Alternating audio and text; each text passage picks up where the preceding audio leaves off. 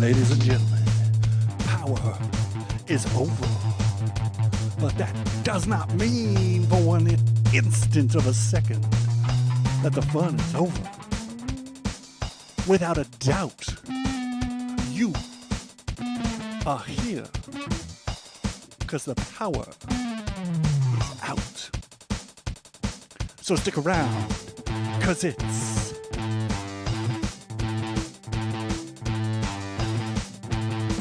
Power Out.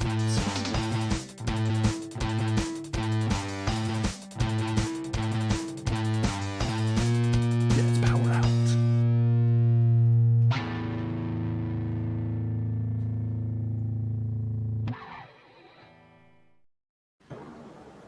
It is Saturday night, and the National Wrestling Alliance has just had their first ever all-women's pay-per-view with Empower. My name is Zach Ralph. I am here. I am the host of Power Out on Love Wrestling. We're here on YouTube. We're on Twitch. I'm really sorry about the Facebook issues. There's some communication issues between StreamYard and Facebook, and that's all well and good. It's just the event ran a little longer than I expected, and that's on me. I scheduled it at a bad time. But you know, like, I could have watched this card for a better part of the evening. And I'm very excited to be welcoming my guests to review tonight's episode. Well, the episode, as if it's going to be happening weekly. I'd welcome it happening weekly, but all the same, I am rambling. First up, joining me, a return guest to Power Out, Rye Levy, director of Out in the Ring. Welcome back to the show, friend. Hello. Glad to be back. Glad to have you as well. Now, you've been kind of like, sneaking into NWAs, like falling in and out. How much have you been keeping up with as they led up to the event? I was keeping up. I mean, I actually have maintained a subscription since I started watching the show. Just for initially to come on and have a chance to talk to you the first time. And I mean, I'm certainly a fan of it. I like what they're doing. Usual quibbles that I have, but so I know what's been going on. I mean, I'm very excited and watching it, and this was great. So many friends of mine on this show, and so many people that are part of the Out in the Ring world associated with the show, and also Mickey has become a friend as well. So that's I was really proud of. I'm happy for Mickey, proud of Mickey. And really happy for many, many people. I'm looking forward to discussing the show. This was a great moment for a lot of people. And like you said, Mickey James and a whole handful of people. And I cannot wait to have your side of your perspective, being close with all these amazing, talented women. Your perspective is going to make this a great episode, Rye. And joining us from the Love Wrestling team, Astrid, welcome to the show. Thank you for inviting me. Excited to be talking NWA. It's the first time I watched their show, so I'm glad it was the all-women's pay-per-view. That was my first time. It was definitely great. Yeah, this is your first time watching the NWA. Jumping in with like no context. Was this show kind of like easy to like just jump into? Was it very palatable for a first-time watcher? I really enjoyed it. Like, the only thing, obviously, I didn't know much of the faces. I know obviously the AEW people, and I've seen some of the ladies before in TNA, but some people were unfamiliar to me. But this is obviously the way of me, branching out and meeting new people and seeing new women that I haven't seen before, like I've done before. I've seen so many women start in the Mae Young Classic when I was there for the tapings before, and I've done it, watching Evolution too. So it's just a good way to meet new talent for me. Beautiful. Well, I thank you both for being a part of the first of two shows that are going to be of Power Out episodes that will be happening this weekend. We are, of course, covering Empower tonight. Tomorrow we'll be covering NWA 73. But man, they kicked off the weekend strong. Like, this was a very good show. We're going to talk about some issues because they left us with issues to talk about at the very top of the card. And you know what, like, we were kind of gabbing about this on Twitter. I had no idea about a pre-show, and I get a sense that neither of you did as well. Not one word was mentioned about a pre-show anywhere. Maybe like this is something like they took for granted. I guess when you think about it, like a lot of pay-per-views do have this pre-show gimmick that always happens, but like to not advertise it really did not do good by the talent who was involved in the opening contest. Astrid or Rae, I think one of you might have referred to who was competing in the match. Do you have any insight on that? I flipped over when I saw that it had happened. There was about 3 or 4 minutes, so I kind of fast forwarded through, and I'm actually disappointed I missed it. I'm going to have to go back and watch it because it's two wonderful stars on the indie, and NWA fans are familiar with Sky Blue. But Christy James was on this. I mean, who's been on AEW Dark. She was the SWF champion out of Texas for a while. She's a fantastic wrestler, and I would have loved to have seen that match had I known that it was coming up on a pre-show. Absolutely. So, like, same here. Astrid, I know you popped into the pre-show towards the tail end as well. What did you pick up? I actually saw the tweet. I don't know if it was from NWA after the fact, and then when I went in, it had already been done and the pay-per-view had started, so I'm like, let me start watching the pay-per-view and I'll watch this later. But it's just disappointing that I wish I would have advertised it, because I would have seen that first and then leading up to the pay-per-view to keep going with the action. Or maybe started on Fight TV. If you have purchased it on Fight to watch the pay-per-view, then maybe started there as well, because I would have tuned in earlier if I had known it was there too. But I had no idea it was anywhere whatsoever. It's a shame. It's a shame. It did wrong by the talent, and that's very unfortunate, because again, like, Sky Blue is someone, as Rae mentioned, that has been featured on NWA TV, and it's been like her journey hasn't been like substantial. It's not been grandiose or anything, but she's got fans, and I think they would have liked to see that journey continue in the NWA. Do we know who picked up the win on that one? Sky Blue went over on Christy James, and it was, I think it's a good move. I mean, we don't know yet if Christy's going to be regular on the show, and if she's just going to, or if this is just a one-off. But clearly, they're putting, they've put some investment in Sky Blue. They've had her in their, they had her in their tournament, their tournament on the show on the show on Power. So. It was. I think it was probably the right decision in terms of supporting a talent that they're regularly using. Absolutely. I can get on board with that. And once again, I think I'm just echoing myself, just wishing I could have caught the match itself. Quick shout out from Twitch, another member of the Love Wrestling team, Cody Defoe. Haven't watched the show yet and would rather no spoilers. Just wanted to pop in and say I hope you have a great stream. Thank you, Cody. Thank you for stopping by. Thank you for the support. Again, another valued member of the Love Wrestling team. And James Jackson over on YouTube. Guess they were thinking that most people are subscribed to their YouTube channel and hit the bell, got a notification and a pre-show. Yeah, like, I get what you're saying, and I definitely agree with that, but like that kind of leans into what I'm saying, like on they took it for granted. They took for granted their fans and expected them to know without doing the due diligence of promoting that pre-show. And like, again, it just takes a couple tweets. It takes a couple tweets, say we're doing this match on YouTube, and people would have tuned in. I know I would, absolutely. They did a pre-show at the last pay-per-view. I figured they would do it again too. Absolutely. Pre-shows are certainly something we take for granted, and but again, I expected a little more for a promotion from NWA, but unfortunately, the technical difficulties continued once the official show started. Top of the show, we get to listen to Mickie James, grown-ass woman, pretty much on loop for a good 5 or 6 minutes. All the while, we hear Joe Galley screaming for Billy Corgan. Billy, can you hear me? Can you hear me, Billy Corgan? Which is just going to be ringing through my head for a long time. But can't find Billy Corgan. Where's Billy Corgan? Corgan? Billy? All the while, just a black screen. And, technical difficulties, I understand, certainly. That is what it is. I leave the floor to anyone who would like to make a remark about the technical difficulties, be they colored or otherwise. I mean... I guess, maybe somebody in whatever their booth is got to be keeping an eye on whether the mics are on and stuff. I mean, all you know that I mean clearly Joe Galli's a fairly pretty polite guy, but I've heard I mean we've seen horror stories before where there's been a hot mic and somebody said something completely ridiculous, and I'm just glad they didn't have a hot mic situation or have somebody say something stupid, but it kind of once it started and segued, it was fine once it got going. Absolutely. Astrid?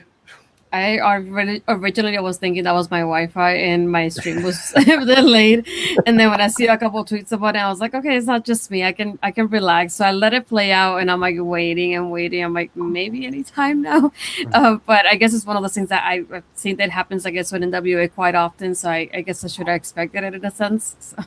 Yeah, these things happen. They're a little more regular than you would like for a paid subscription service, especially a pay-per-view, but that is what it is. Didn't prevent me from enjoying the show because they kick off strong. We get Mickie James coming out. She's setting the tone for the show. Just a very strong promo. She's putting over the history of women's wrestling, acknowledging that women had to fight twice as hard to get half as much as recognition. I thought she did a very good job of setting the tone for the show. Astrid, what did you take away from this promo? It gave me goosebumps, to be honest. It reminded me how I felt when I was at the Mae Young Classic tapings. The atmosphere was so different, and I remember when I thought about going to the Mae Young Classic, and I just kept thinking about that part because I went by myself. I didn't care that nobody came with me because I just wanted to see the women wrestle, and I wanted to see so many other talented women that I hadn't seen before. And I came out so impressed, and I knew it was going to be about the same with this pay-per-view once she started that promo. Oh yeah, my mic is on. Awesome. Rae, again, you're close with Mickie. I've gotten to know Mickie. I mean, I'm both Lisa Marie Varon and Val Wyndham, SoCal Val, are out in the ring as allies, and so I've had the chance to get to know Mickie through their GAW TV programming. And I've been a guest on there, and they've been very supportive of the film. So I've gotten to kind of know Mickie a little bit, and I think she's fantastic. And I thought the promo was great. I mean, I thought it was a little awkward that they started with this kind of weird black and white kind of interstitial kind of opening there. Before that, I wish they would have just gone right into kind of a women's. I think they could have done a women's wrestling montage. I mean, they could have they could have ran some Mildred Burke footage. They could have ran other women and done something like that. I don't think we needed the 5-minute long black and white, comedy sketch. Yeah, I kind of I glossed over it, but I am glad that you brought it up. I have a lot of time for Aaron Stevens in comedy. I think that's when he's at his absolute best doing these big bombastic characters. And it's not something we've seen a lot of from the NWA, but this wasn't a night about Aaron Stevens. This wasn't about the tag team championship. And it yeah, give us a little humor, give us a little comedy, but like you said, 5 minutes, and I think you're very close with with your estimate there. This ran long. This could have been, you could have accomplished the same kind of tongue-in-cheek 1950s time travel gag in about 2 minutes. This ran long. And it just it felt a bit like rubbing dirt. Yeah, but on the other hand, it made me so glad to see Mickie. Because after what I just kind of been bored by, kind of went into bringing it back to what this was supposed to be about, which was a focus on empowering women in wrestling. Yeah, absolutely.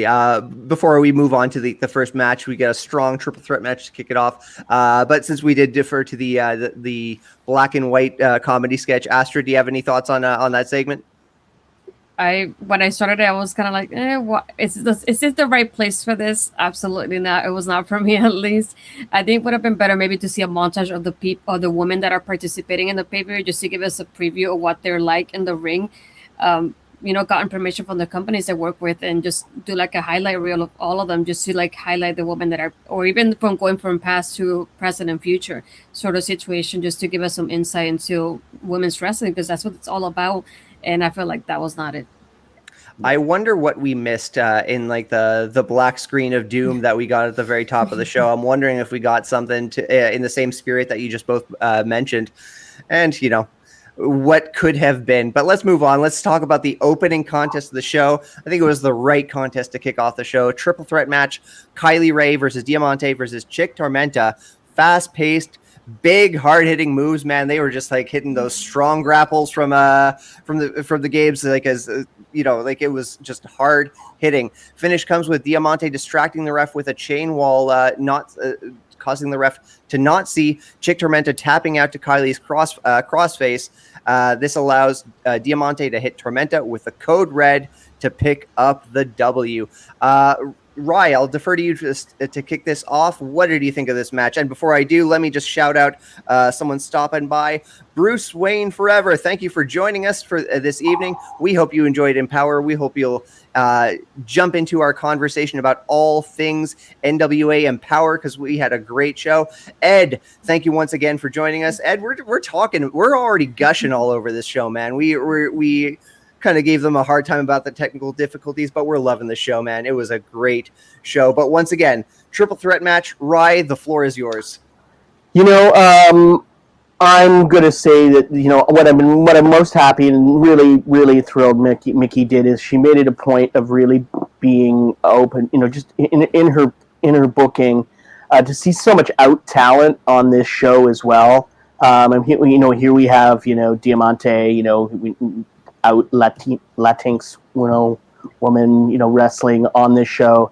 I'm not as enthusiastic about this match as you were. I have triple threats are a tough thing to start and do, and I think that the awkwardness came, because Chick doesn't wrestle the North American style the same way, and so there was there seemed to be some timing issues in terms of how everybody was working there. I thought once they got into the match, it was great. I particularly felt Diamante, looked incredible out there. I mean, she was just strong and solid. As I said, Chick, looked to have some sea legs. That I think has more to do with the fact that she tends to not work a lot in North American promotions, but still a very talented wrestler. I mean, I've seen her work in AAA. And Kylie's always, fun to watch. And, I thought, it was an okay match. But again, it suffered from kind of, I think, some awkwardness and just kind of an awkward start, but ended strong. Totally hear you. Astrid, what do you think of this takeaway from this match? I noticed there were moments like the Tower of Doom that I really enjoyed, and Diamante doing the Canadian Destroy. But I did notice in one part that kind of threw me off was the camera shot towards Diamante. She was just standing there while Kylie and Chick were just like wrestling. And she just it looks like she's clutching her arm, but at the same time, she was just standing in the middle. She could have broken up the move, but she didn't. And she was just blatantly staring at them. I'm like, do something. Why are you just standing there just randomly and not even moving? So I think the camera angle made that part a little bit awkward. And at first it was kind of awkward, but I feel like once they got their sense into it, the match was really good. And I thought Kylie was gonna win, so I was surprised when Diamante won. But I'm really glad she did, though. I'm with you. I thought Kylie was going to pick up the W, kick off the show with making the crowd, who is just about any crowd you put Kylie Rae in front of, they're firmly behind her. And I think that would have been a smart move. But again, you can't go wrong with Diamante. She's a hell of a talent. You can't understate AEW's involvement in this promotion. And I'm not saying that you need to send AEW, you need to, I don't know what the word I'm looking for is. You'll have to excuse me, but granulate Tony Khan or anything to that effect. But I think Kylie Rae could have picked up the W here. Rye, do you think Diamante was the right choice here? I think I do. I actually do. I think if we're going to be doing this game where we're going to have talent going back and forth, I think it's important to have some talent on the AEW roster that can come back and legitimately look like they're coming back. I think it works really, really well. I think Diamante is the perfect kind of talent to kind of come in and, give them a tough challenge. If they need somebody to come in and challenge Kamille for a belt, or if they need a team, somebody else to come in and team for the tag titles even.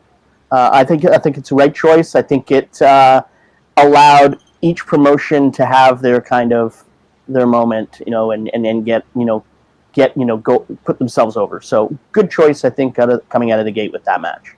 That's very well said, and I appreciate that take, absolutely. Ed brings up a good point. Does this mean Kylie might get the win tomorrow over Mickie? Of course, like Kylie Rae versus Mickie James tomorrow at NWA 73. Now, I'm not trying to throw shade at other promotions or anything like that, but NWA is not necessarily a promotion that relies on 50-50 booking. I wouldn't say that Kylie Rae is a lock to pick up the win. But, I wouldn't be surprised if it happens either, but it won't be because she lost on this particular evening. I think a win over Mickie James would be a huge rub for Kylie Rae. And I have time for that, but I'm either way, it's certainly the match I'm looking forward to tomorrow. But before we jump into the next card, let me take your everyone else's predictions. Astrid, tomorrow, Kylie Rae versus Mickie James. Who do you have? I think, like you said, it's just to put somebody from like present and the future of women's wrestling. I think it's right for Kylie to go over Mickie in this particular scenario. Fair enough. Rye? I think they're putting Mickie over. I think they plan on using her when they get the chance. And I think if they're gonna position Mickie in this space, I think they need to have her go over. I think the potential here for they've hinted at a Kylie Rae heel turn. Could this be, maybe Kylie's got to go bad. Maybe this is, the way we get her to find that dark side. Couple of big losses over the weekend might be the way to get there. So I can't see them not letting Mickie go over. I mean, I'm sure Mickie would love to put somebody over, but I just think in terms of long-term booking and potential storylines, I think it's probably best that Mickie goes over. So long as it's a catalyst to move someone forward, I never have any objection to anyone picking up a loss here and there, and that's just like that's just strong booking 101. For next match, we move on to the first of 3 tag team matches by virtue of a tournament. We have Hell on Heels versus the Hex. That's Sahara 7 and Renee Michelle against Allison Kay and Marty Bell. Physical from the get-go. Hell on Heels take the early advantage, leaving Marty Bell to Sahara and Renee's devices. Hot tag to Allison Kay, allowing her to clean house. Lots more back and forth, but the Hex hits Renee Michelle with the Hexecution. This was a fight. I loved how physical this was. Loved one of my favorite moments was Allison Kay just full on like this is Spartaing Renee Michelle right across the ring with a big boot right to the chest. That was just beautiful to look at. What did you think of this match, Rye?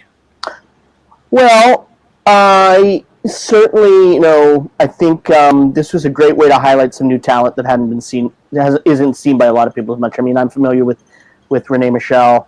Sahara 7 a little less familiar with. But again, this is kind of, this is, most of these people, I mean, my familiarity with, Renee Michelle's from a few indies, but mostly it's been my experience with watching her on Dark and Dark Elevation, because she's been, they've been using her as kind of an enhancement talent. I mean, Marty and Allison had to do a lot of the heavy lifting here. I mean, these are young workers.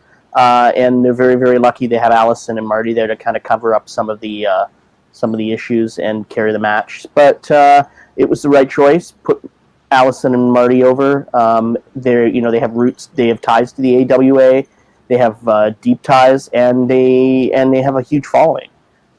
So it was a good decision to have them go over in the first round and go into the next one. So yeah, I'm with you there. Astrid, what did you think of this one? I really love the back and forth action. I wasn't familiar with Sahara. I knew before the other woman for the Mae Young Classic or from their TNA days. So I was kind of a little bit familiar with how they wrestle already.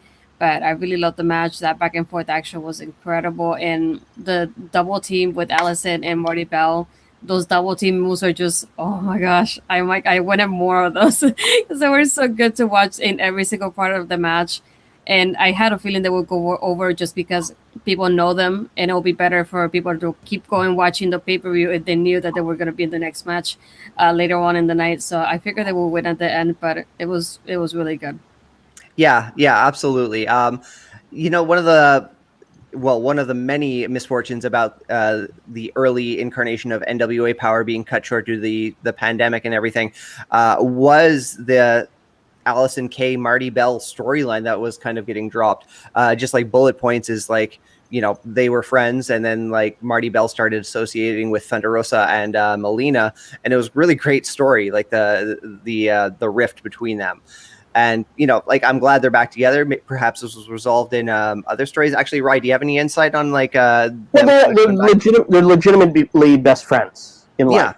Yeah. And so during the pandemic, Allison has been on Twitch and has maintained a presence on Twitch, and she's been doing silly things like going on and Tinder dating online and having us choose which guys she's going to swipe right on or swipe left on. And Marty's part of that. So Marty's always involved there, and then Marty comes on and guests on her podcast, on her Twitch channel, and so they've been kind of just as friends outside of there. The kayfabe, they didn't keep kayfabe on it. I mean, I guess they figured we're not supposed to talk for a year and a half, 2 years because of the pandemic, and it just it brought them back together again. I mean, they wanted to work together. Clearly, people are familiar with them. They like both of them. I thought their promo to start the match was fantastic too. Yeah. It was good stuff, and I'm with you. Like, you don't put your real life on hold for a storyline that might not resolve for another couple of years. So, however it happened, happy to see Allison Kay and Marty Bell back together once again. We move on to the second the wordsmith pop, and in the gentleman I watched this pay-per-view with just across the street from me, instead of the clips, they should air the Tinder stuff. I mean, yeah, that'd be fun. Yeah, again, like I know Rye is a big supporter of Allison Kay, Sienna's Twitch stream. It's great stuff. You sent me, sorry to like go completely off topic here, but you sent me a still from it of Allison Kay dressed as Stone Cold Steve Austin. Allison Kay cosplayed as Stone Cold Steve Austin, and had the knee brace on, the full body, like full costume, and she's insane. I mean, I love Allison. Allison and I become friends, and she works a lot of indie. Obviously being Canadian or being so close to Canadian. I mean, she's like always here, and so I got to know her, and just, she's become friends, and has also been a supporter of the film, and in terms of helping us fundraise and that. So I absolutely adore the woman, and I think again she's a star. She's the kind of star power that they need, and brings a level of cachet that I think legitimizes a women's division. Same with Marty. Absolutely. They made for a hell of a team. And we're going to explore more of their teamwork as the night goes on, because, of course, they are moving on to the finals. But the second semifinal competition of the evening, Free Babes. We got Jazzy Yang and Miranda Gordy alongside Haley J taking on Red Velvet and Kylan King. Liked this match. I like that they played with the contrast of size between each competitor, both within the teams and against one another. Free Babes finding every unfair advantage that they can find, just like they're the people that they share the namesake with. Kylan finds the hot tag and fights her way through the Free Babes, finishing off Gordy with Kingdom Falls. This was my first experience watching the Free Babes, and I really liked what I saw. I think there's a lot of potential here. I say that I'm a sucker for second generation talent, but I think that they have something here. I don't know, man. Oh, what did I say? Free Babes? I mean, it's not a great name, but no, I don't know. It's not the name. It's like I can't believe. I mean, clearly Miranda Gordy's brother got the talent, because that girl is a brick. I mean, she can't move. That powers. She tried to do that military press thing, and she couldn't get her up. I mean, no, she struggled, but she got it up. No, she didn't. She got her off up. She went down. First off, I've had an opportunity to see a lot of Miranda Gordy work, okay? And she is not good. Okay, Fair She enough. is I not am good. working with what I saw tonight. I gotta be honest. No, again, it was an issue of thank God they had Red Velvet, who is really, to be honest, one of the probably the top 10 women working in professional wrestling, at least in North America, and has come a long way from when she started out, and I think is just great. And Kylan's a solid, strong, worker. They carried that match. Because honestly, I mean, Jimmy Yang's daughter, I mean, is new. She's big. I didn't realize how big she was. But she's green. I mean, she's 18. But I get it. But Miranda Gordy, I mean, has been around for like a decade or so. I mean, geez. I just thought she was sloppy. I mean, and I didn't even know who the other girl. I didn't even know who. I don't know her mom. Yeah, I'm a little unfamiliar with that myself, and like to your point again, I have not heard of the Free Babes or Miranda Gordy until this particular evening. So if you're saying that she's been around for a decade, I'm going to defer to your knowledge here. I will take your word that I had time for her after this match, and I will give her another chance. But I do trust your judgment on this one. Astrid, what did you think of the contest? Yeah, the first time I watched the Free Babes too, so I maybe want to watch some more and to get to know them more because I didn't know any other characters. Just the part that I'm like, that part I wanted to develop in there. But seeing Red Velvet and Kylie, I really love seeing them together and teaming up. Their moves together back and forth was really well done as well. And I figured bringing in that, obviously, that Forbidden Door part of it, I figured they will win just to give us somebody with star power going against somebody with star power. Yeah. Yeah. So I figured it would be good for them to go against the Hex just to obviously keep the interest going in the tournament at the end for the last match. Yeah, absolutely. I actually thought for that reason, I thought the Free Babes would take the win here, and they would do the Freebird rule or the Free Babe rule, as it were, for the finals. Change up the duo out of the trio for the freshness advantage, but. We'll get to the match later on, but I'm happy with the match we got. So let's just leave it at that, because next we have a segment. This was a very busy segment. We have Gail Kim coming out. She's talking about the history of the NWA and the Chase, but more importantly, she's talking about the history of women's wrestling. Excuse me. She is quickly interrupted by Taryn Terrell, a longtime rival from their Impact Wrestling days. She's flanked by Genocide and POWERRROUT Blaze. Taryn reminds everyone of their history. Tells Gail Kim she's welcome for their great matches. Tells Gail Kim to leave. She won't, but she's backed up by Awesome Kong, and I just jumped out of my seat. I have all the time in the world for Awesome Kong. She comes out, she backs him up, she makes short work of Genocide and company. And she gets back in the ring. She beckons Gail Kim in the ring, says, this was a tough year, but if there's one person who can pull me out of my home, it's Gail Kim. Tells her she loves her, thanks her so much. Tears running down both of their faces. Really beautiful moment here. Astrid, what did you think? Yeah, that was such a cool moment for me.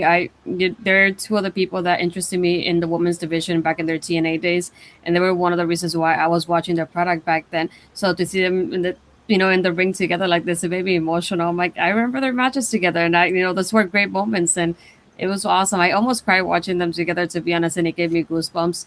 And not only that, but hearing Velvet Sky in the commentary saying how she was crying, I'm like, I had to hold it together, but I love the moment together between them. There was a lot of tears in this segment from the booth, from the talent in the ring, and dare I say, from many at home. Ryan, what did you think? Listen, anytime I get to see Gail or Kia, Awesome Kong in the ring, I mean, they're both, I love both those women. They're just absolute sweethearts, and it was really nice. I mean, I kind of wish, for my own thing that, at some point they could have done a proper farewell for Kong, because this, clearly was, her announcing her retirement. And so, I know I guess, the fact she got to do it in the ring with Gail was enough for her at this event. But I'm just greedy. Maybe I just want more. I want the I want somebody like Kia Stevens, who's just done so much for wrestling, in terms of specifically, as an African American woman who paved the way for so many of these great new talents that are coming. I mean, her and Jazz, and Jackie Moore. I mean, obviously, had done, we're trailblazers for a lot of for this new generation of women, and it was nice. It was really nice, and Gail's probably one of the, because her time in WWE on the larger national spotlight was so limited for that period of time. I don't think people realize that she's probably, I would say, hands down the better wrestler than Trish Stratus. And had, if things had been reversed, I mean, I think Gail is probably one of the best pound for pound wrestlers, period, of the last 25 years. Back early in your point, you say I don't think you're alone in your greed in wanting like a bigger send off for Awesome Kong, because I'm with you, and Astrid's nodding along too, and I think a lot of people agree. It would be really wonderful for her to have a nice send off, nice retirement match. I don't know who that is against at this stage of her life and career, but Gail Kim, man, it's no surprise she's a great wrestler. She's Canadian, but yeah, just a very happy moment. Just it put a smile on my face, and it's one of those. Just can't say enough good about it. Anyone who's joining us in the chat, please weigh in on any of these segments that you loved, that you disliked. You're part of this conversation as much as myself, Ryan, and Astrid are. Please weigh in. Want to hear from you, because we got another match coming up, and man, this is the one I like. If I wasn't already buying the pay-per-view, would have bought the pay-per-view for this. Melina versus Deonna Purrazzo for the Impact Wrestling Championship. First championship match of the night. Slower pace on the get-go. Melina with an early advantage, showing submission prowess and an aggressive side before Deonna takes control. More submission work. Deonna starts working the injured leg.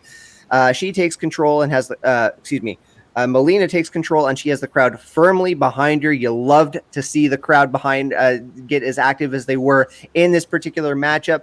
Deonna keeps picking apart Melina's leg, preventing Melina from really finding any ground.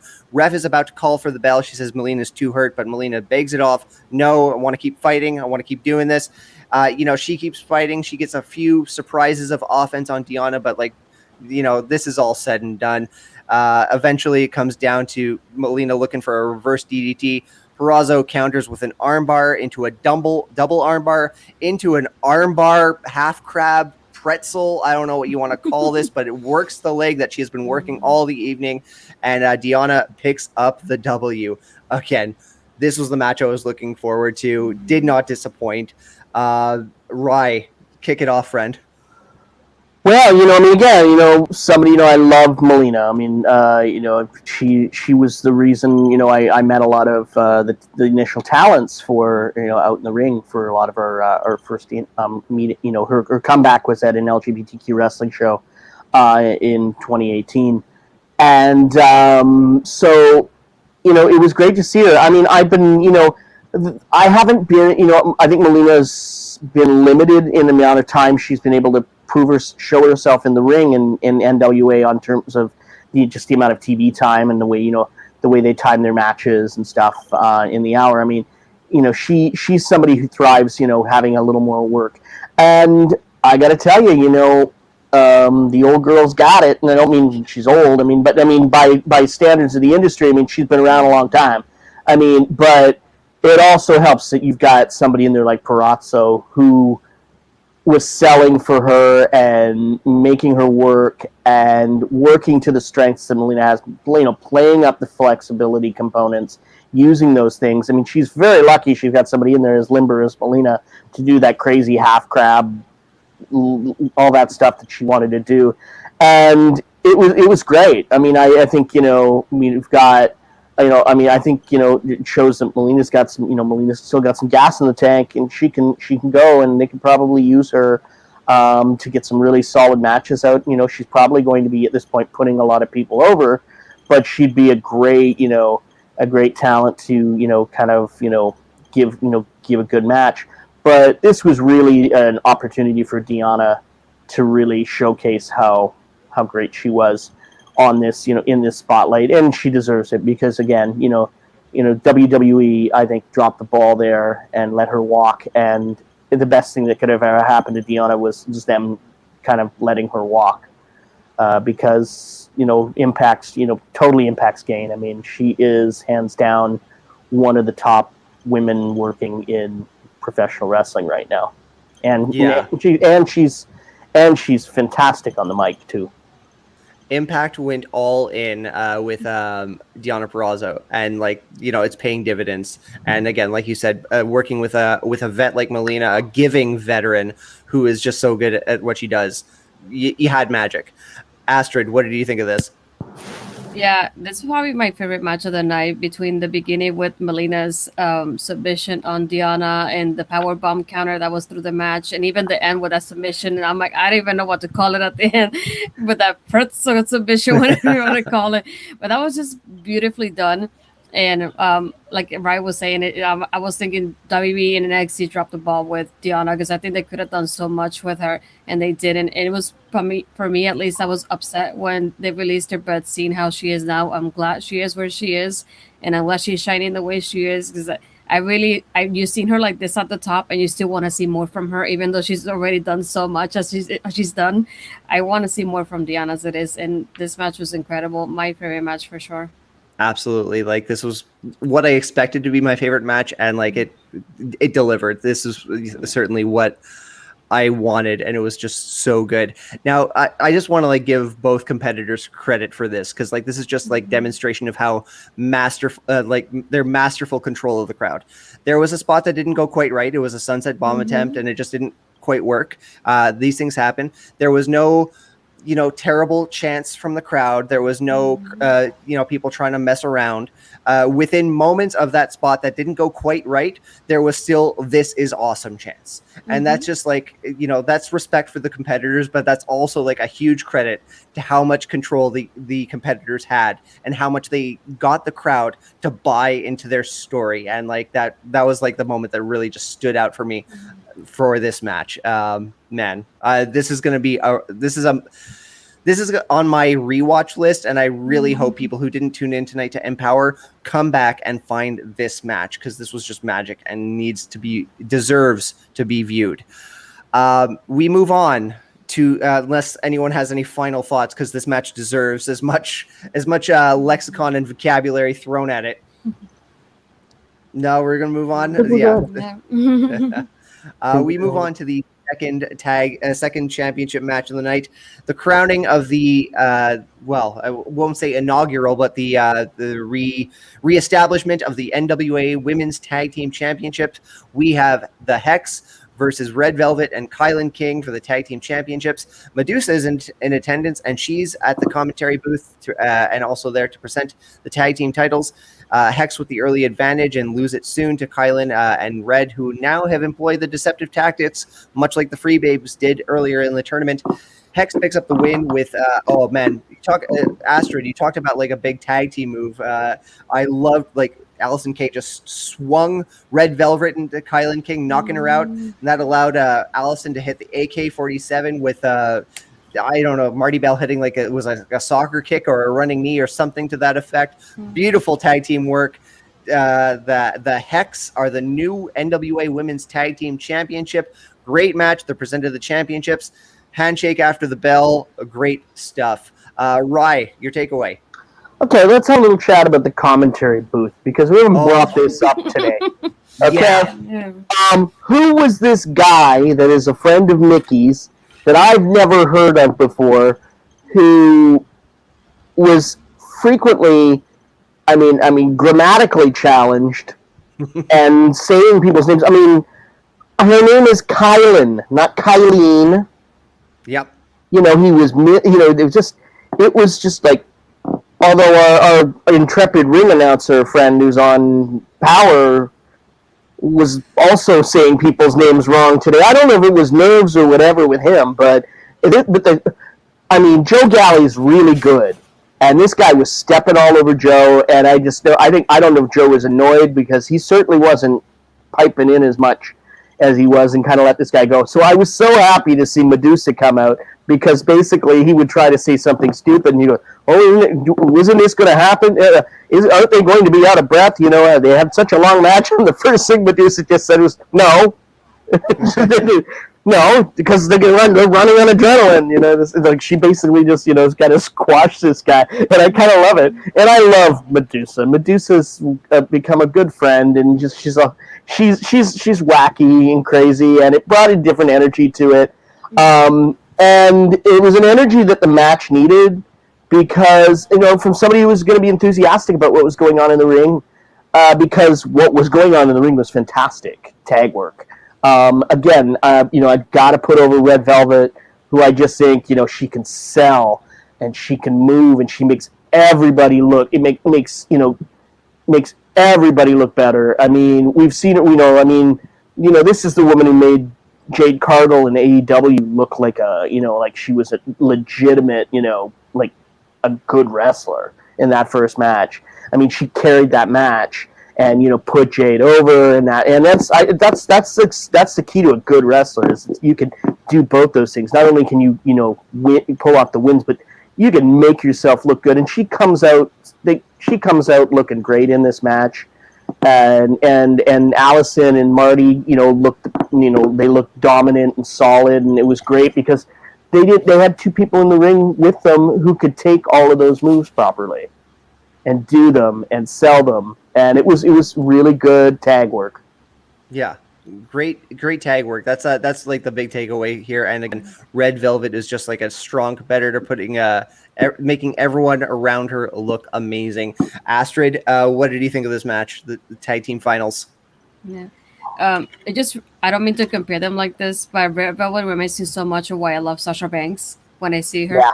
That charisma, the way she works and the way she sells, I'm like, this just reminds me of how Sasha is. And one of the reasons why I love Sasha to begin with is exactly what Velvet is in AEW, and I love that about her.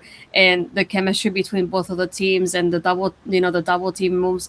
There was one particular part where I believe Kylie was doing a move to Marty, but they talked about it, but the camera was angled towards the ring, so we didn't get to see what happened.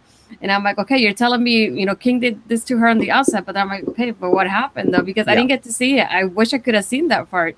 And it was like kind of weird for me. I don't know if it was for you guys with the camera angles, because I feel like some camera, there were some cameras that were like, it felt like the color is like more faded than the other one. Another one it looked a little bit more brighter. Like sometimes Red Velvet's attire looked like orangey almost in one of the cameras, and it looked red like it is in the other one. And I thought like the camera back and forth, it was not well done in those scenes. And like you said, for the commentary, I was gonna bring that up later on. I didn't like that guy, and then I feel like it was kind of loud. I feel like they were yelling almost over each other at some points, and it was just like I wish I would have lowered the mics a little bit more, and it didn't seem like they were arguing as much. Because I feel like that guy was calling a match and the rest of the booth was calling the same match, and it didn't seem to work well with each other in there. Yeah, there was a real lack of chemistry, and it's a real shame because Joe Galli is a pro, and Velvet Sky. I thought this was like some of her strongest work as at the commentary booth that I've heard out of her in NWA. She was wonderful tonight, and again, this third guy who I challenge anyone to tell me his name. I have no idea, and I frankly don't care.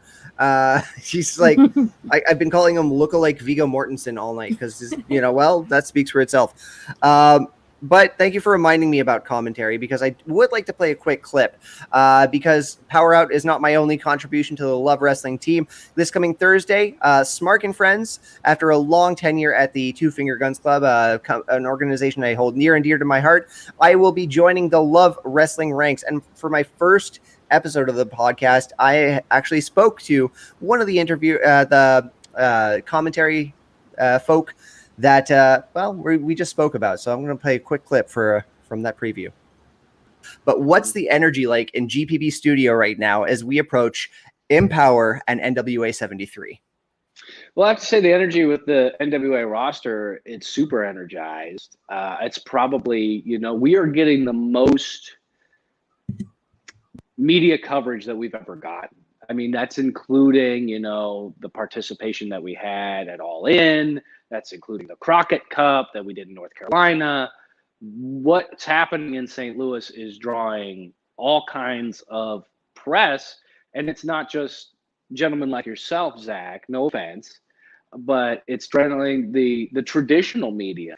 We have, reporters from Rolling Stone, Forbes, every local paper that's there, every local television station wants a spot there. And so that's really showing the interest that people have in our product. And people who work in NWA and the people who are wrestling at Empower, at NWA 73, at our NWA Power tapings, they see that and they feel that. And I've had many conversations, especially with some of the newer female talent that I've never had to call commentary for. And so I like to talk to them ahead of time if I can, just to kind of get the particulars. It's always good to know what your finisher's called. You know what I mean? You don't want to try to figure that out on the fly. So like, if you were to win a match, what would you use? And then they would tell me the name of it, their version of it. And other conversations like that. But in just talking about it, they've all said basically the same thing, that they can't believe that they're going to be wrestling at the Chase, that they're going to be a part of this historic moment, that they're, potentially could be the recrowning of the NWA World's Women's Tag Team Championship belts. I mean, you've got some amazing competitors that are there, some that have very long lineages with the National Wrestling Alliance. And they understand that this is a huge opportunity. But I think, I won't speak for anyone, but my assumption is they feel that this is special, this is different, and this is unique. And it's something that I think people will talk about for a while. The only other thing I'm going to give away about my interview with Joe Galley that's going to air this Thursday on Smart and Friends is he masterfully drops promos for Bush Beer like several times. He does it seamlessly. He's a master of his craft. So big props to Joe Galley. Airing this Thursday, Smart and Friends. Check it out. Love wrestling. But we move on to the semi-main event. I think this should have been the main event, but we'll talk about that why in a bit. We have Kamille defending the NWA Women's Championship against legit Layla Hirsch. Holy crap. Like, this match was... it would have been a mistake to really book this as anything other than David versus Goliath, which it was. But, man, like, they told it straightforward, but also like so frigging dynamically. This was just a wonderful match to watch. I'm going to defer to Astrid. What do you think of this match? Before I start, I gotta say, like, it feels funny to be watching somebody at Layla there, just because I am Layla's height. So I'm like, this is like what I would be like if I was in the ring. But it's just like, obviously we knew that we were gonna tell us that David versus Goliath story, but we didn't know how it was gonna be composed in between, and it was not what I expected it to be. To be honest. First, I thought it was when Kamille starts with his test of strength at the beginning. I thought, oh my gosh, I cannot. But then seeing how Layla's like, I'm not gonna let her like take me over like this, and the way she kept going back and forth to her, it was just incredible to watch. And I haven't seen much of Layla, so it just impressed me to see her like this, and I want to see more from her now, because I'm just like, this was amazing. It was better than what I thought it would be, to be honest. There, and then having the crowd chanting like, this is awesome, so much like this. Like, I expected it obviously to be all Kamille from the beginning, and obviously I didn't think the crowd was going to be so into it as they were, and it was so incredible to watch. I'm glad I watched this match too, and I was surprised. I really thought this was the main event until I heard them say like the Invitational is the main event. I'm like, this is kind of awkward in timing for me, because I feel like the Invitational should have been first and maybe this after the main event, but that was how I felt about it. Yeah, I agree. Rye, the match itself, what did you think? You're can't hear your friend.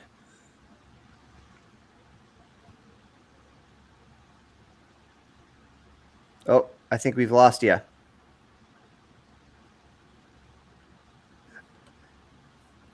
Okay.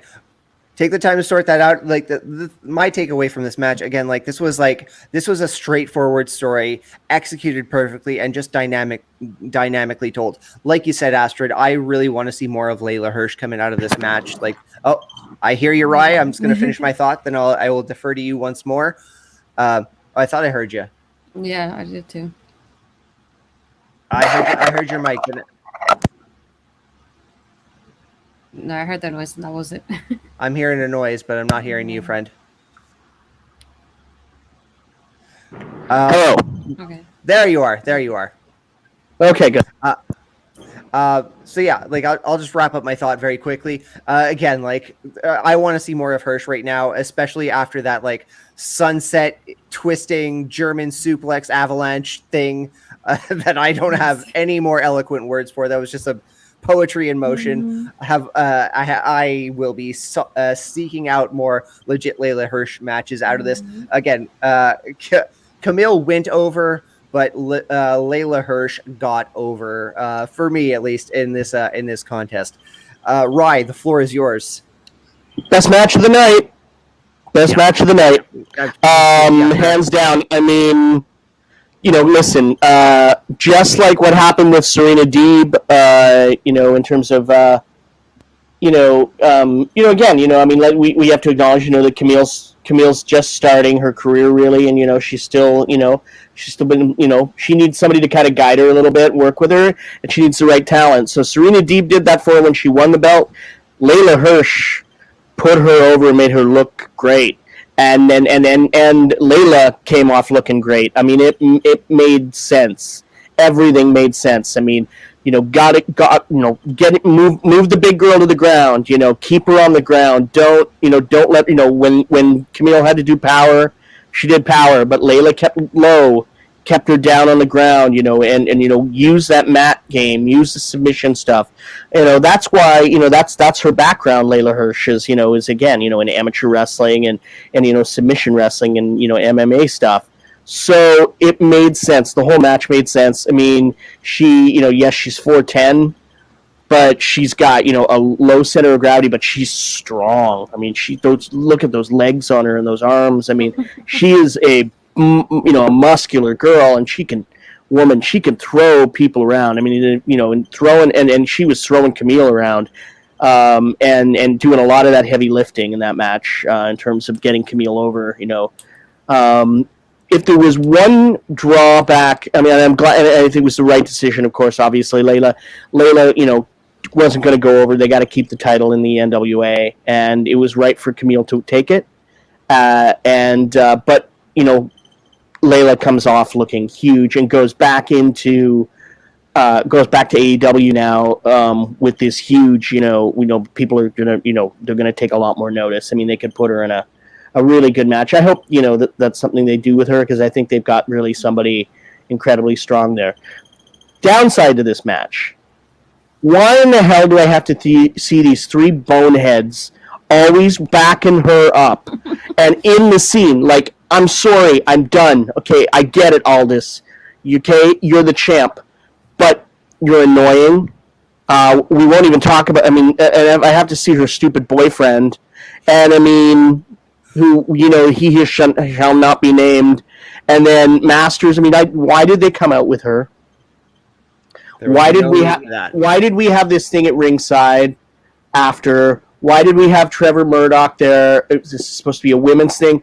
And then the worst thing, and I couldn't believe he did it, and I hope she kicks him in the crotch for it when she got back there. He slapped her on the ass. Oh, I missed that. He slapped her on the ass and pointed it out as she was walking up the aisle. Yeah. I'm like, here we are. We're going to do a show to empower women, and this sexist pig slaps his woman on the ass like she's just like, I'm sorry. No. I've had enough of these idiots. It was gross. It's gross. They took all the, it ended the match. It left such a bad taste. Those two women, left it in the ring, tore it up, and then these three assholes, who I'm so sick and tired of seeing on NWA, I just, I mean, I'm done with them, because they ruin every power, and then they have to come in and he has to insert himself, and I thought it was disrespectful. I thought it was disrespectful of Aldis to do that to his wife. It's his wife's show. Why does he have to be part of this? Yeah, and like frankly, I didn't catch their exit, which you just referred to, and no, there's no time for that. There's that leaves if I had caught that would certainly leave a bad taste in my mouth, and even just hearing about it certainly does. It kind of muddles the water of what was a really great contest, and frig, anyone who watched tonight's pay-per-view already got the bundle pay-per-view. We don't need to sell us on Murdoch and all this. Like, no one is going to.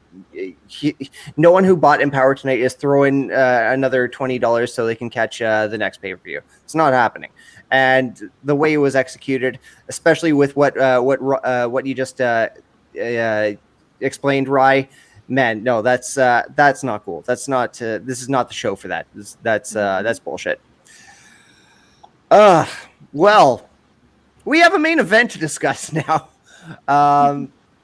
There's a lot to like here. There's it's a little hit and miss. I think its biggest crime was its being the last match on the card, which it should have been perhaps earlier.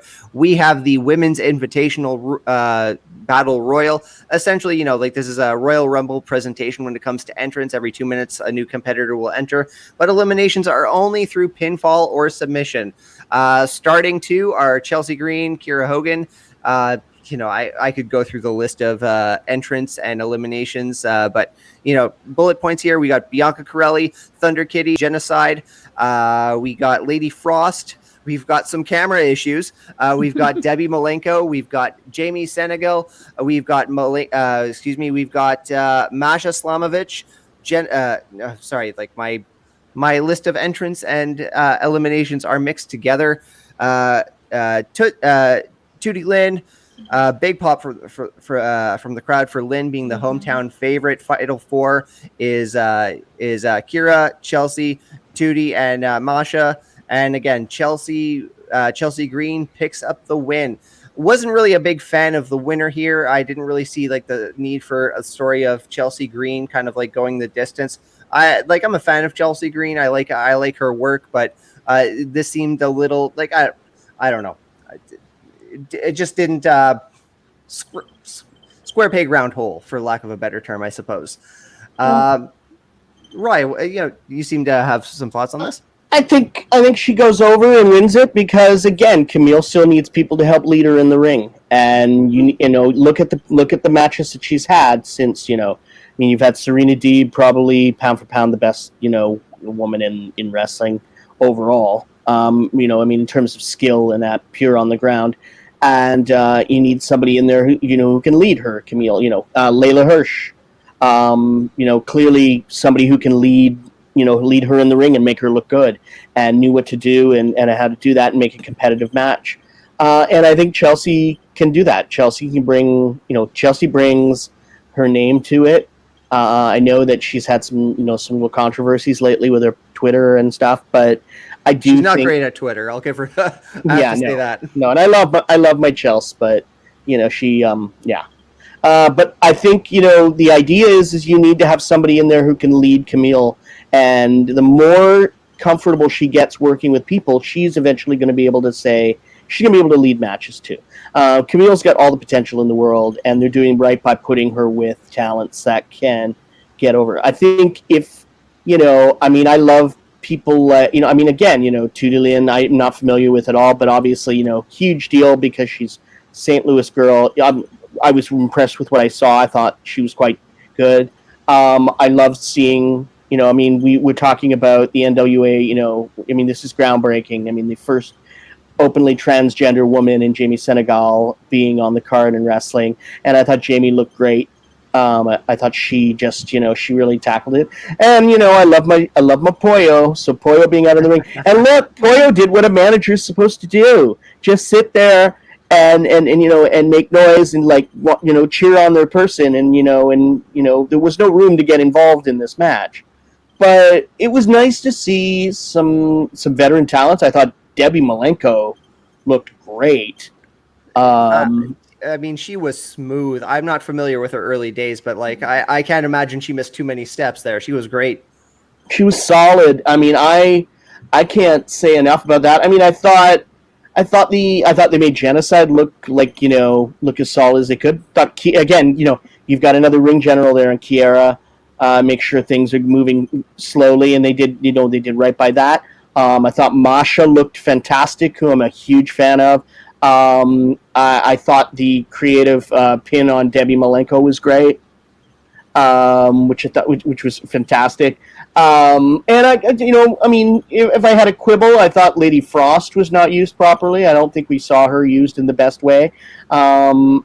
She's better than that. And I guess they're trying for the heel heat, but I want to see somebody as damn good as her in the ring. In the ring working. Bianca Corelli was, and Thunder Kitty, she's fine. Yeah. Bianca was there. She's Santina Morella, Anthony Corelli's daughter. She's not, she's just started wrestling, and you can see that, and that's why she went out first. But I've seen her wrestle locally. She wrestles for her dad's promotion, Destiny, all the time, and she's fine. But he's not even using her on top. But it was good to see. I thought it was a nice way to introduce some new potential talents. And if NWA's goal is to use some of these young talents and kind of build a young talent base and train them and work with them and use those producers, and hopefully those producers, those amazing women that were behind the scene there, are going to be part of how we build up that talent base, then maybe that's a good move. Maybe they can work with some people like a Miranda Gordy and give them some guidance that they need, because a lot of these women are working just strictly the indies, and they're not necessarily working a lot of the veteran talents. And there's things that they can be learning because wrestling on TV is different than wrestling in front of just your standard crowd. Yeah. Astrid? For me, this match not only was it awkward on the card itself, but it was awkward with the camera angles as well. Lady Frost literally froze my camera because I didn't see anybody with Lady Frost's name in the middle there, and I'm like, you're calling the action, I can't see any of it. I hated that so much. And when they had one of the angles, it was I believe it was Chelsea Green.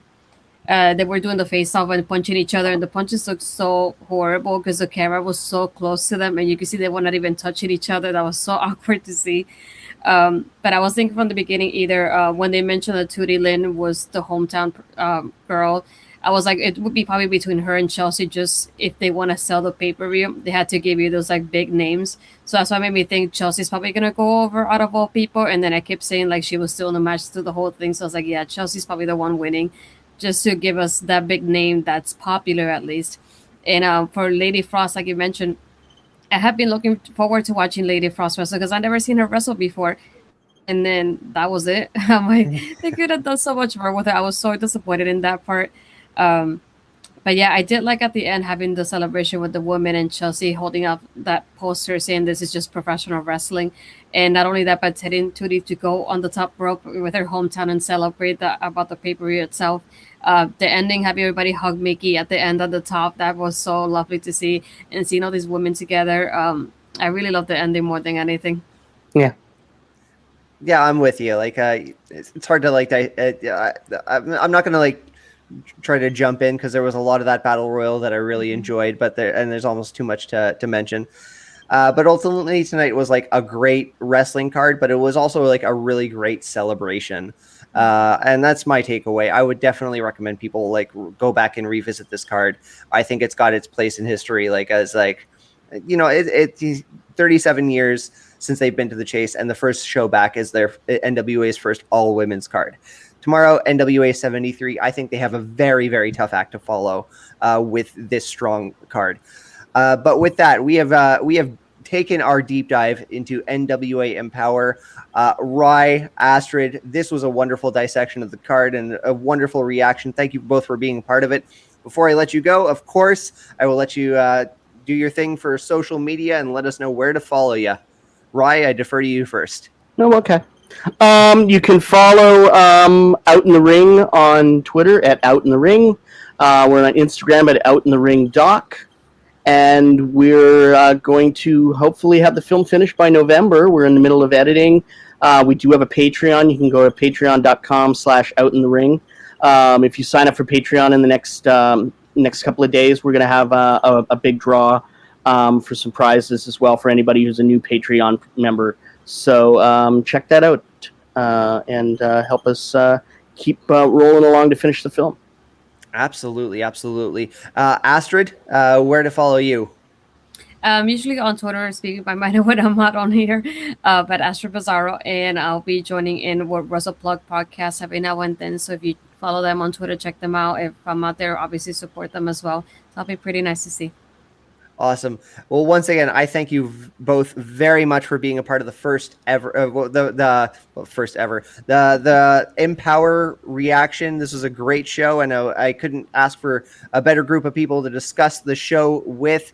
My name is Zach Ralph. You can follow me on social media on Twitter at smarkmouth, at smark.mouth on Instagram.